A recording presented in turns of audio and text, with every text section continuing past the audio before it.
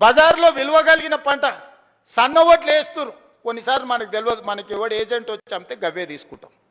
7 రకాలకు మార్కెట్లో మంచి డిమాండ్ ఉంది. 7 రకాలు వేస్తే కొనుగోలుతో పాటు బోనస్ కూడా ఇస్తానని మా ఉత్తమన్న చెప్పిండు.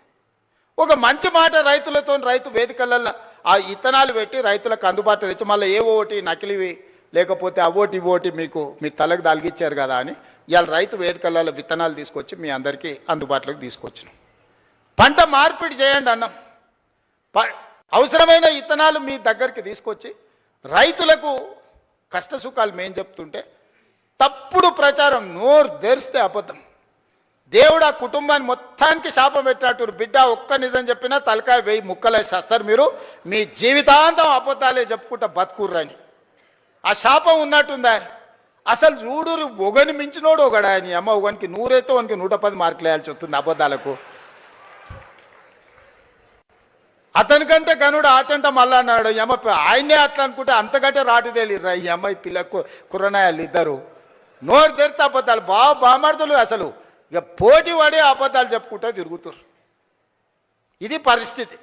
అందుకే ఇవాళ వాళ్ళు ఊరూరు తిరగని, గల్లి గల్లి తిరగని, వాళ్ళు బుద్ధి మారినంత వరకు దేవుడు వాళ్ళని క్షమించడు.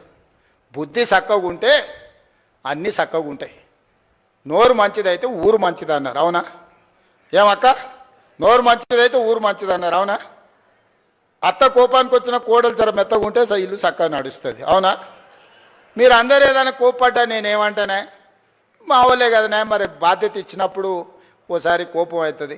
ఇంటి పెద్ద మనిషి దసరా పండుగకు అందరికి బట్టలు తెచ్చినా ఈ కలర్ నాకు నచ్చలేదు అంటది కోడలు, అత్త తెస్తే, అవునా? ఉంటాయి ఇవన్నీ సమస్యలు. గంతెందుక మా అక్కల్ని అడగదలుచుకున్నా, బతుకమ్మ సీరియల్ యాడ్ ఉండే అక్క, వాళ్ళు ఇచ్చినాడు బతుకమ్మ సీరియల్ అయితే జొన్నసేన కాడ పిట్టలకు భయపడనికే కట్టేది. ఇవాళ మనం ఇచ్చిన ఇందిరమ్మ సీరియల్కో మా అక్క మా పెద్దమ్మ మంచిగా కట్టుకొని వచ్చింది. పండుగ నాడు మా తమ్ముడు ఉన్నట్టున్నాడు అని చెప్పి మా తమ్ముని కలుగుతా అని పండుగ పూట చీర పెడితే సారే అనుకుంటుంది పుట్టింటోళ్ళు పెడితే. ఇవాళ నేను పెట్టిన చీరలు కట్టుకొని మా అక్కలు వచ్చారు సంతోషంగా. పోయినసారి ఇప్పుడు పాలపిట్ట చీర ఇచ్చినా వచ్చేసారి సిల్కపచ్చ చీర ఇస్తున్నాం మా అక్కలకు మళ్ళీ తొందరలోనే.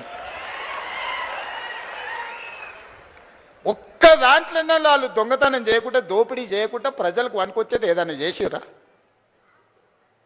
ఏదైనా నాకు కొంత సమయం పడుతుంది. కొత్త సంసారమైన మా అక్కలు మా తమ్ముళ్ళు ఈయనే ఉన్నారు. ఇంటోళ్ళం కాదని ఇల్లు ఎడిగలు పెడితే కొంత సమయం పడుతుంది. అనే స్టవ్ కొనాలన్నా, గిన్నెలు కొనాలన్నా, ఉప్పు పప్పు ఏది కొనాలన్నా కొంత సమయం పడుతుంది. ఓ పూట అవసరమైతే అన్నున్నా వండుకోనికే కష్టమవుతుంది. లేకపోతే వండితే ఒకసారి కుదరదు, ఉపాసం పండాల్సి వస్తుంది.